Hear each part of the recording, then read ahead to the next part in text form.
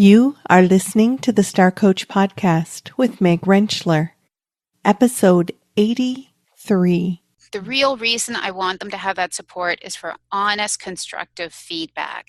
Because like I said, I'm spending 1 hour a week with my client, and even though that's a meaningful, impactful hour, I'm not sitting with them in the meetings. I'm not monitoring their, day-to-day activities. So they're going to need that feedback from somebody, and it comes ideally from someone who they have a good relationship with. Welcome to Star Coaches, the show for professional coaches that brings you coaching strategies, tools, and resources. Whatever your focus or niche, take a front seat weekly as industry leaders, decision makers, and innovators share their wisdom and expertise on the ins and outs of successful coaching. Now join your host, Meg Rentschler, as she connects you with your star coaching potential. Hi there, welcome to the show. I'm your host, Meg Rentschler.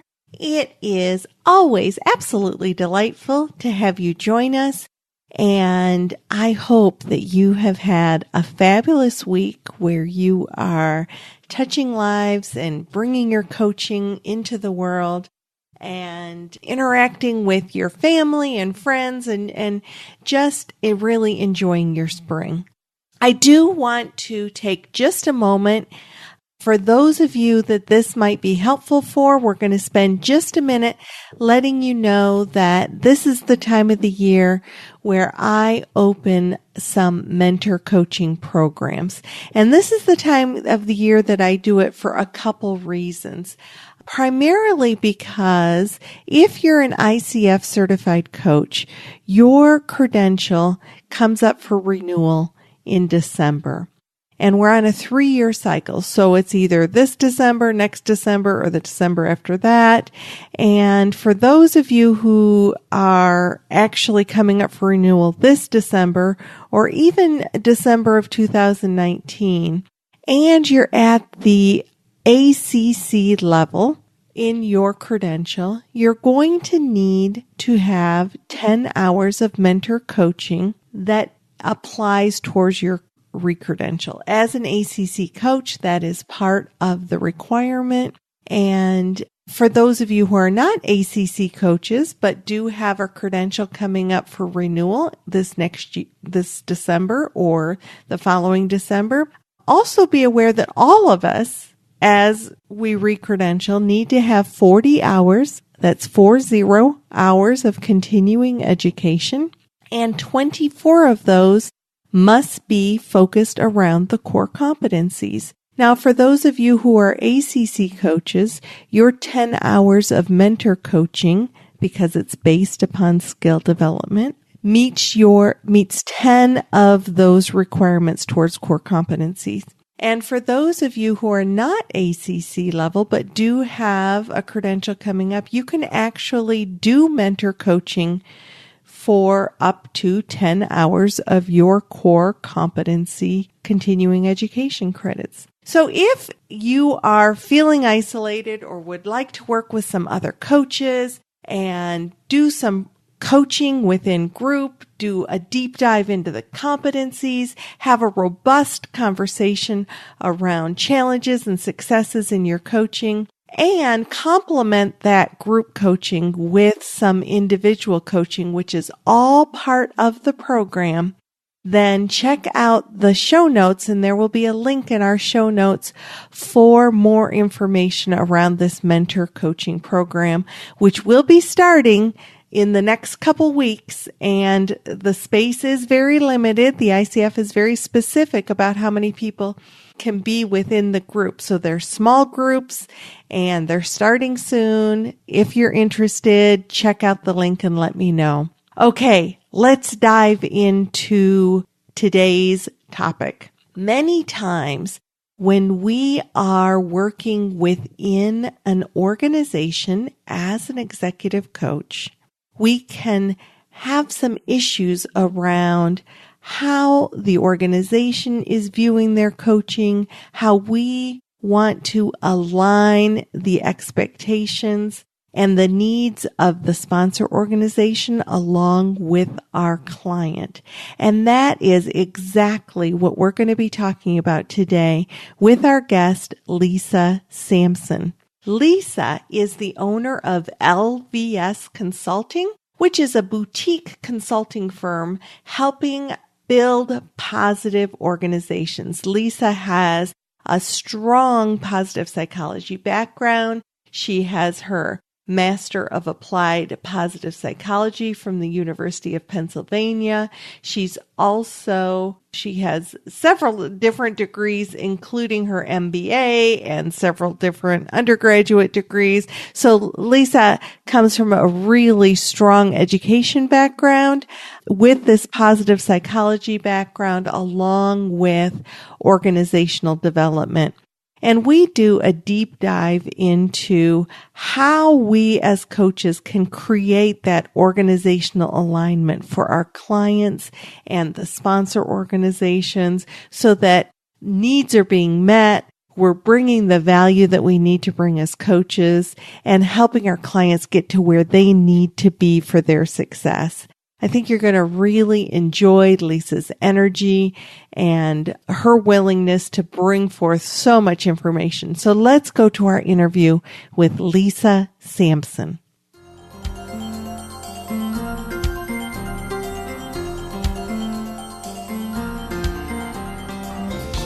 Lisa, welcome to the Star Coach Show. Thank you so much. It's a pleasure to be here. Well, it is going to be so much fun to talk about the very thing that we have identified to share with the audience, because I know that it's one of those issues that comes up repeatedly. I'd say definitely for new coaches, we kind of, as a new coach, maybe we're trying to struggle with how does this work? But I think it's a challenge that comes up in different pieces of our coaching business throughout our careers as coaches. So I'm really pleased that we're going to be able to talk about some alignment. But before we get into alignment, let's just talk a little bit about you and what's brought you into the field of coaching. Yeah, I'll get into that in a nutshell because I know our time is short, and I'm very happy to connect with anybody who's interested in following up with me to learn more about this. But my first career was actually a high school teacher.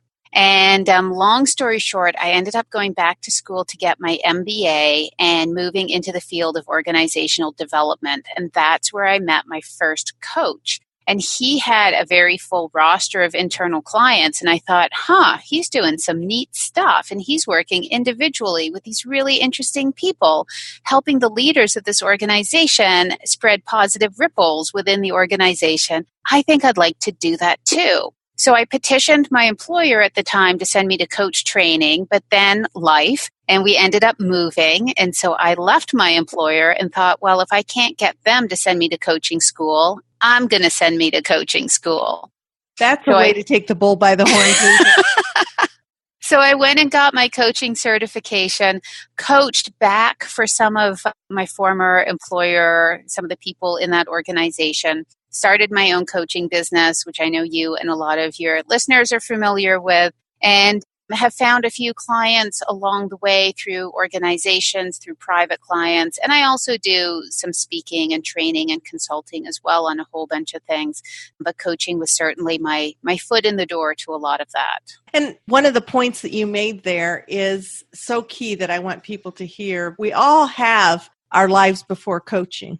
And how can we leverage that or bring that value back into the environment where people knew us and trust us, and we've got those warm relationships to build our muscles, to bring value, and to begin to build that business. You were able to offer your new offering to some of the people that you worked with before. When I tell people I worked in education, the teachers, the education people, their ears kind of perk up. When I say I worked in a financial organization, then other ears are listening. When I say I worked in a government organization, you get the interest of different people. So certainly leveraging that is of huge importance. So once you found your passion and decided to become a coach, you talked about working in organizations. Mm-hmm. And one of the challenges that we sometimes have when we go into organizations is helping everyone understand the role of the coach and how we navigate all the relationships and the expectations. So if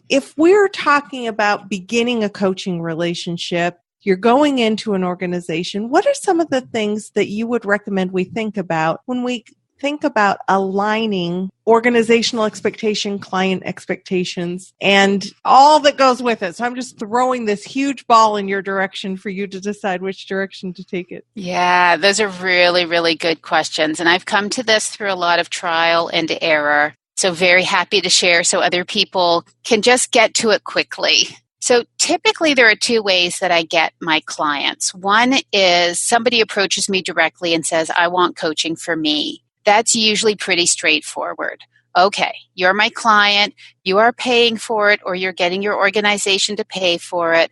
It is your initiative. Do I need to talk to anybody else about this? Usually the answer is no. We're all good. So that's a pretty straightforward path. The more complicated path is when I will say the manager calls me up and says, I need coaching for my employee. There is somebody on my team who needs coaching, and quite often there's a performance issue, and so this could be one of the final things that they're willing to do for this employee. And they say, here's the situation with the employee. Are you willing to do some coaching? And that's when you have to start asking a whole bunch of questions. So the process that I go through is I will talk with the manager first, and that could be face-to-face or on the phone. But I spend a lot of time with the manager finding out what is the history of their relationship. What is the history of this employee in the organization? What have they already tried to do with this employee? Why coaching? Why now? What are the consequences for this employee if they don't, quote, succeed at coaching? You know, what's going to happen to them if they decide they don't want to do coaching? I just really want everything on the table. And one question that I love asking managers, although it does kind of startle them a little bit, is I will ask them, how come you haven't already fired this employee? And they usually pause and they say, well, that's a good question because we've certainly talked about this and here's what's going on. And believe me, that question opens up a lot of information. Oh, I bet once they get over there. Oh, well. Yeah.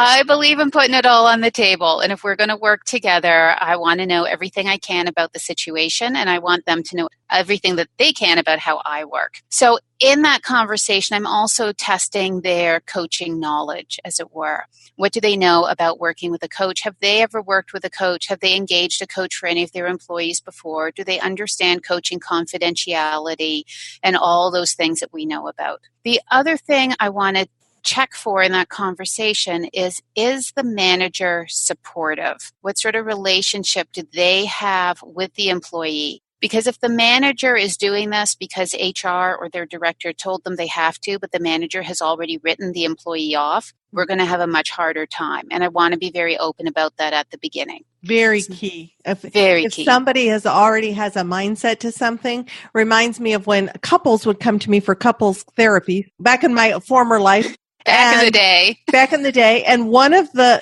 spouses had already decided that they wanted a divorce. So they were coming into couples therapy just to appease that they could check that off their list.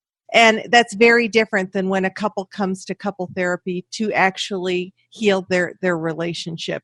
And I can see that it would be a very similar kind of relationship if the manager is only having the person come to coaching to check that off their list and say, I tried everything, but they really have already closed their mind to any development. Exactly. And for that employee to have a chance of succeeding, because ultimately I want my client to have a chance of succeeding, they need to know that they have a supportive manager, because I'm going to be spending 1 hour a week, 1 hour every 2 weeks with my client. They're going to be touching base with their manager on a regular basis. Their manager is going to see them in action, is going to monitor their deadlines, is going to monitor how they perform in meetings. The manager needs to be able to provide real-time, honest feedback in a supportive and constructive way. Otherwise, there's no hope for my client. That manager is their best chance of making positive changes. So if you interview the manager and you're kind of going through your process and you determine this manager has already sort of written this client off, how do you then handle that?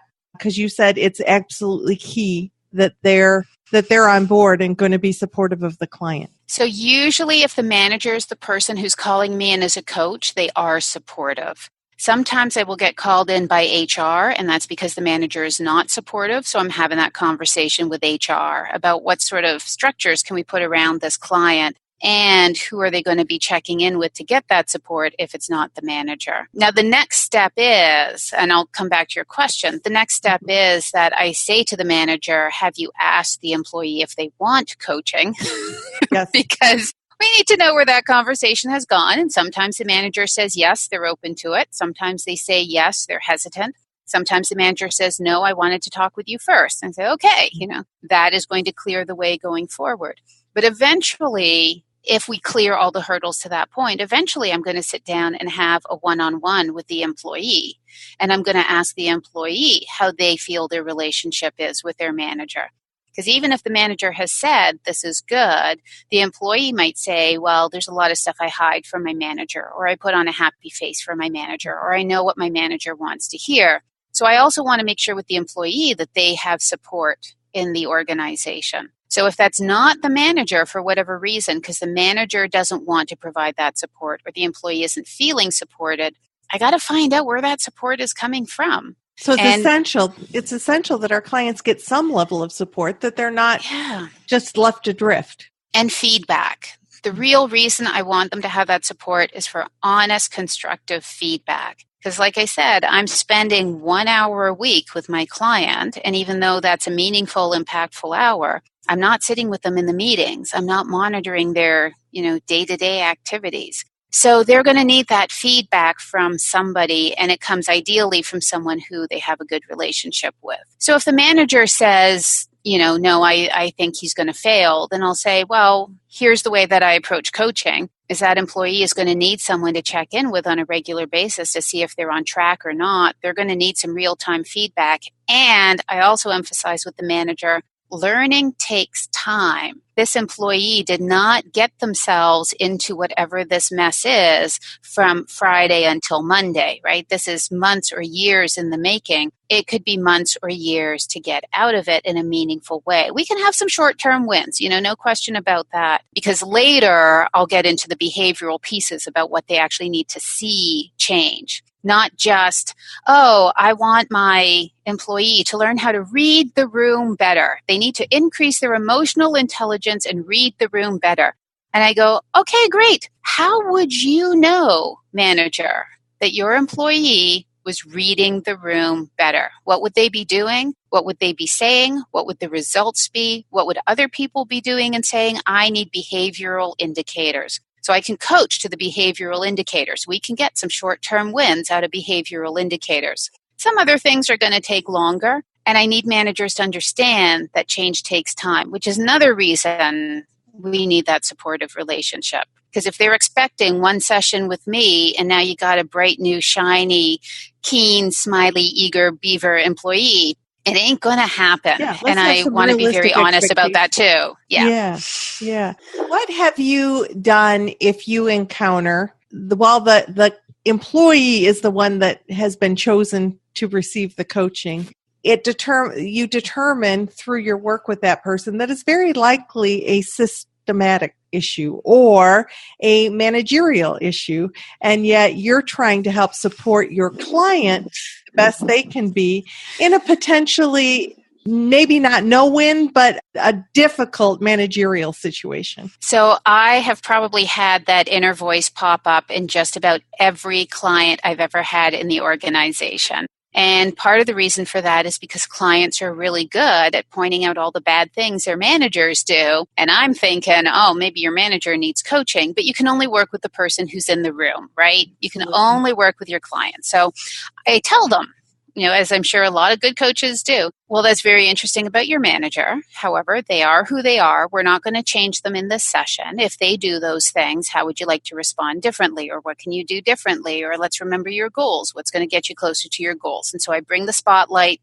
back onto my client. One of the things that I always set up, because I've met with the manager, I've met with the employee. I may also be meeting with HR as part of this. HR may have been there in the manager meeting. HR may be a separate meeting.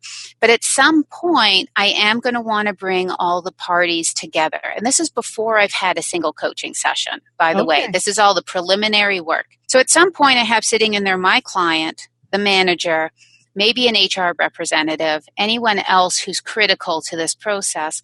And that's where we're going to talk about exactly those things. We're going to talk about client confidentiality. We're going to talk about all the logistics like my billing process. But we're also going to talk about, what if I hear something that makes me think we need to come together and realign? What if the employee says they're no longer interested in working for the company? Where do we want to go with something like that? What if you as the manager hear something or see some behavior that make you concerned that issues are not being raised in coaching or the coaching is not working? And we just go through a whole bunch of what ifs. So what if I hear something from the employee that is causing me concern? Where would you like me to go with that as a coach? And I explain about confidentiality. My preferred way of getting this information is always going to be through the client. I'm going to encourage my client, if your manager is sending emails at 9:00 at night and insisting that you respond before midnight and you've got policies against that, you are the one who needs to go to HR on that, because that's going to be the most powerful. And I can coach you on how to do that. I have HR experience and I can coach you on the confidence to be able to do that, no problem. But at some point, and we generally always agree, at some point, any of the parties sitting in that room can call another alignment meeting. And I call it an alignment meeting. If there's anything that's looking like it's going off track and we need to bring all the parties together, the client, the manager, HR, the coach, and anyone else who happened to be there, we can do that. And, I let them know, depending on the structure, if that's billable time or not, but that it's important for us to have this alignment. And I certainly have received calls from managers occasionally who will say, the employee has been saying something like this or has been doing something like this. I just want to make sure, I don't want you to tell me what's going on in the coaching sessions, but I want to make sure that this topic is being raised or that this goal is being addressed. The other thing that managers sometimes do, which is very helpful, is they let me know if anything has changed in terms of overall corporate goals or performance goals, or, the employee has been pulled off a project or put on a different project, or that this might be coming. That sort of context is really helpful. But again, because I've had this alignment meeting, everybody knows I'm not breaking coaching confidentiality to share what's going on with the client. My client can share anything that they want. And how do you keep yourself from being that the manager's calling and alerting you to something because you've had this overall talk to begin with, but that it's not information that you're now suddenly like, I'm concerned about this and I want you to coach around this now too, maybe adding a goal or adding a focus that wasn't part of that original meeting with everyone? Yeah. So again, I take it very non-committally and I ask the manager, have you talked with the employee about this? Because I want to make sure that they are talking. Eventually I want to coach myself out of a job. Eventually I want the client to do well, whatever that looks like, and I want them to have a good relationship with their manager. And that means that the two of them need to be able to talk. I'm a big fan of direct communication. I do not want to be the middle person. I've done that enough, and it is no fun being the middle person. And so the more I can extract myself from that role and encourage direct communication, the more I'm going to do that. Okay. So how often might you meet again you talked about before you even start coaching, you're doing this alignment meeting. How often do you typically re-meet with either the manager or the other parties along with your client and realign through a coaching engagement? Yeah, I'm a big customizer and individualizer, so I set that up ahead of time based on what they want. I've had some managers tell me, nope, go to town, don't need to talk to you ever again. I'm like, great, just me and the client, no problem. And then I've had other managers say, actually, I'd like a monthly check-in. Can we do this again? And usually after one or two of those meetings, the managers have developed the confidence in the employee, in me, in the coaching relationship that they don't ask for those anymore. Managers are busy people and they just want the employee to get better, whatever that looks like. They don't want to have to spend a lot of time on this. So most managers, even though they say they want that, they end up not following through because things are going okay. So it doesn't end up being that much of a big deal, even though it's always on the table. What about as a wrap-up? How often do you pull together again at the end of an engagement? Usually at the end of an engagement, there's a couple of outcomes. So it's a successful outcome. The employee is happy. They stay within the organization. The manager is happy. The rosy, sunny, everything's good. Usually that wrap up is just with the employee and the manager. And it's about what does this relationship look like going forward, making sure that whatever good habits they have created, they commit to sustaining and holding each other accountable to that and whatever that looks like. Usually HR is not involved in that conversation because things are going well and HR is on to their next crisis. I have had a couple of clients who have either decided to leave the organization or the organization has decided for them that they should leave the organization. And usually then a wrap-up is just with the employee. It is just what have you learned? What are you going to take with you into the future? And I will follow up with the manager to see if there's any kind of closing logistics, but that manager is no longer invested in that employee. And so usually those conversations are very short. And sometimes the manager has gotten something out of it as well. They've learned how to deal with this sort of issue, and we might process some of those learnings, but it's not done with the client. And again, usually those processes are very confidential and HR has a lot of, I think rightfully so, secrecy around any sort of packages and arrangements that they make with exiting employees. So I'm not a part of those conversations either. Okay. So let's circle back around. You're starting a coaching engagement with somebody who has, and one of the things I sometimes affectionately refer it to as sentence to coaching. And you've had this alignment meeting but you're still in that place, perhaps with this particular employee, where they're feeling made to coach. It's not, it wasn't their choice per se. They might be on some thin ice. How do you kind of handle the dynamics of introducing the coaching experience and build that trust and rapport that is absolutely foundational to a coaching relationship? I think I mentioned before, I'm a big fan of transparency. So my very first coaching conversation with that client who really didn't want to be there, we're going to talk about that. Like, what are you hoping to get out of this? I know we talked about a bunch of goals. Has anything changed? Do you have anything new you want to get out of this? And I say, you've got this time. Your organization is paying for you to have this time. How do you want to get the most out of this time that you have with me? And some of them, of course, will say, I don't know, what do you think? And I'm like, well, let's talk about that a little bit more, right? Because I don't want to dictate their coaching. But I will say that most of my clients in that situation want to do well. They're not enjoying being underperforming at work. And a lot of them, they were high-performing employees or they were very solidly performing employees. And then something happened. They got assigned to a new project or they got a new manager or, health issues in some cases. Like something happened that got them out of that good track. And all of a sudden, instead of getting 5 out of 5 on their performance reviews, they're getting 1 or 2 out of 5. And they are devastated. They want the coaching. They want something, anything that is going to help them. And they usually see the organization investing in them by getting them coaching as a vote of support from the organization. So most of the clients I've had are pretty grateful for it. They might be slow to warm up because they don't know what this is. And it's hard to trust when you're feeling vulnerable and scared. So the proof is in the pudding. And I explain to them, again, complete transparency. I explain to them what coaching is and what coaching isn't. And that's why I want the clients in those meetings. And I remind them, we can get back into a room with their manager at any time and we can clear up any questions that they have. I want to do that because I want this to be a success for them and I want this to be meaningful for them. And we just need to know what that looks like. Okay.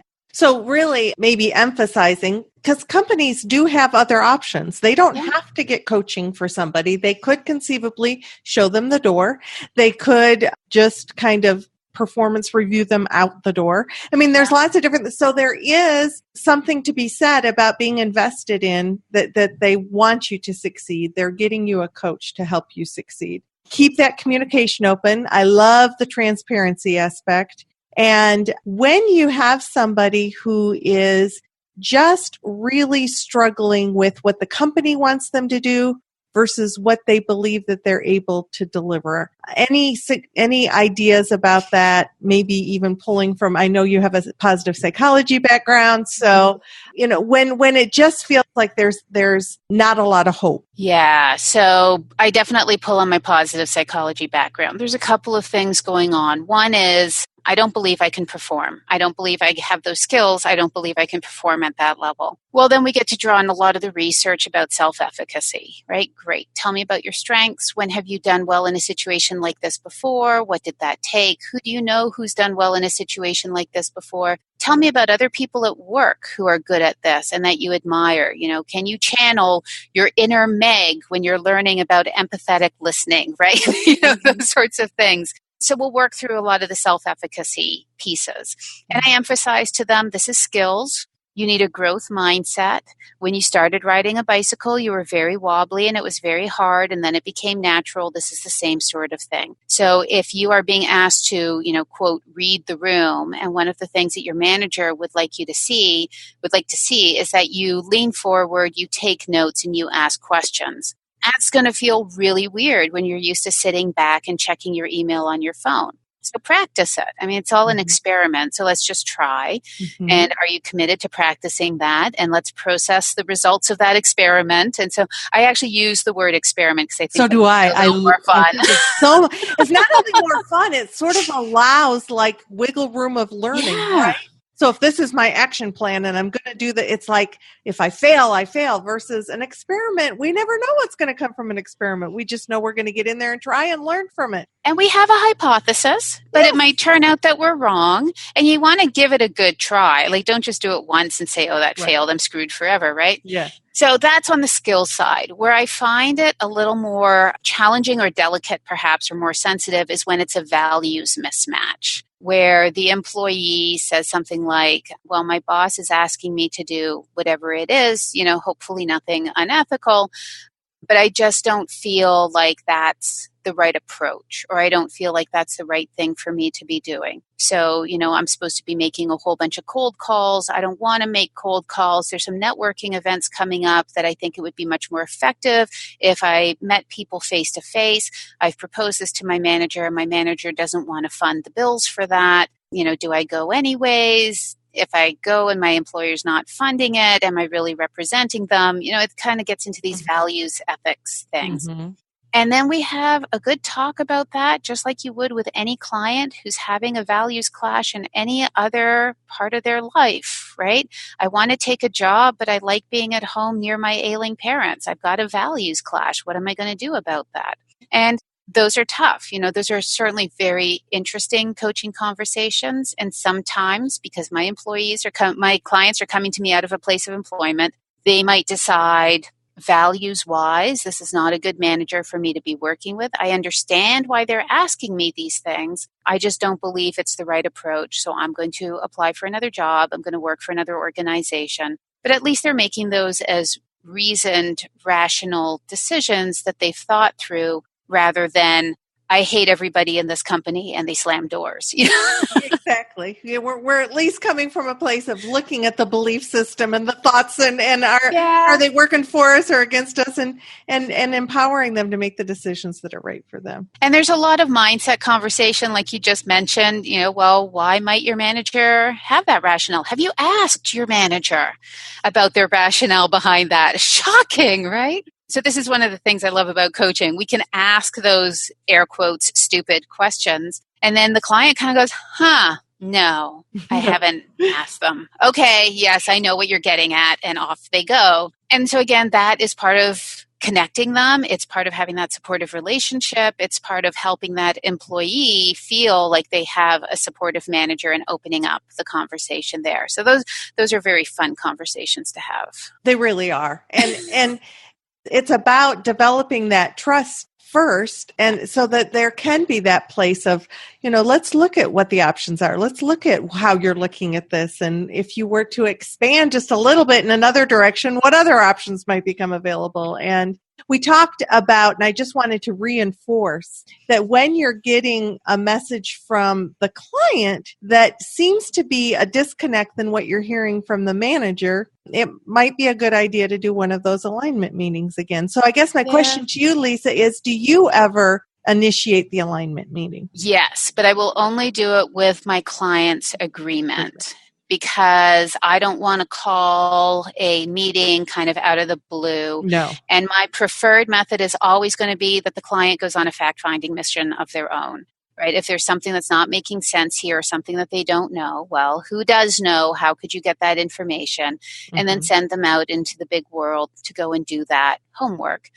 But if there is really conflicting information or there is confusion, I might get permission from my client to talk to the manager or to call an alignment meeting. But I'm going to proceed very, very carefully on that because I don't want anything to get in the way of the trusted relationship and confidentiality that I've built up with my client. So again, radical transparency around what might happen, what might come of this, what this means, what the implications are.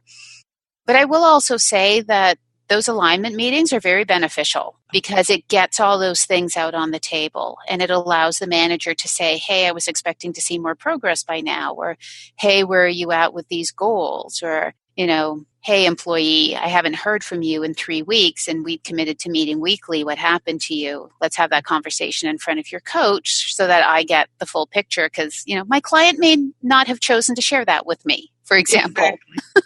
Exactly. So once again, we operate with the knowledge that we get within our sessions and sometimes getting additional information with the client's understanding and with the client being there, hopefully, helps expand that just a little bit. Yeah. Much like doing therapy with an adolescent. It was always helpful sometimes to bring the parents in to see just how on target everybody was.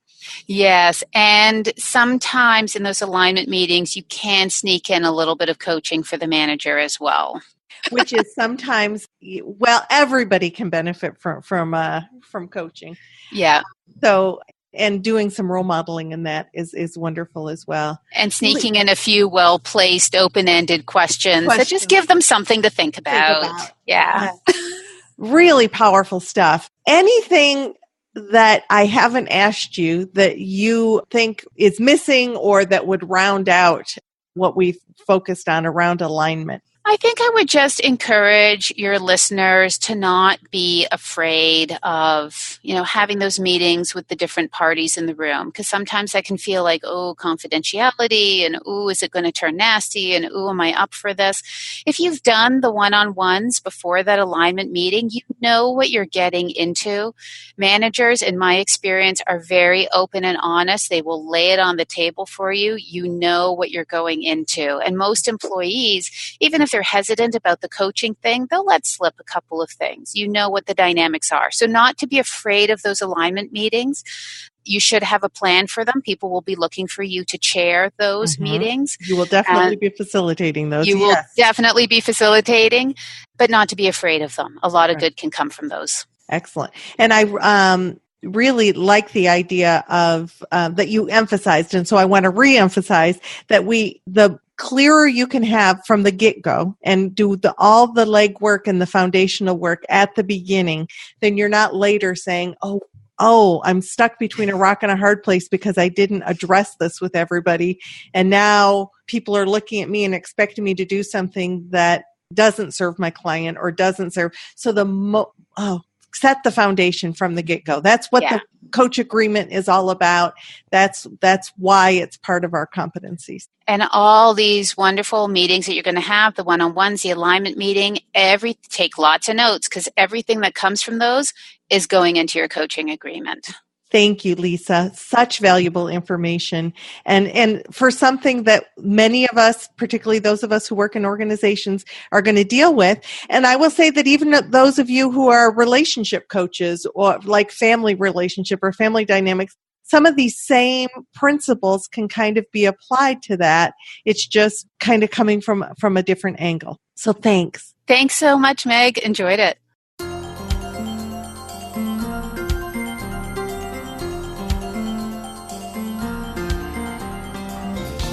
I know if you've been a listener for a while, you've heard me say how much I enjoy having different guests come onto the show and share their perspective and their way of doing things so that each of us can glean new information and maybe tweak something or consider some new information as we go forward and bring our value as coaches. And I want to thank Lisa Sansom for bringing her perspective to the show today. If you'd like to know more about Lisa or LVS Consulting, go to starcoachshow.com, and on the resource page, you will find information about Lisa. In addition, sign up for the ongoing book giveaway.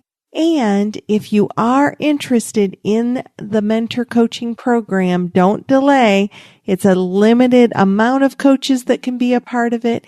And we have an early bird special that will be ending soon. So go to starcoachshow.com. On the homepage, you will see a link for mentoring.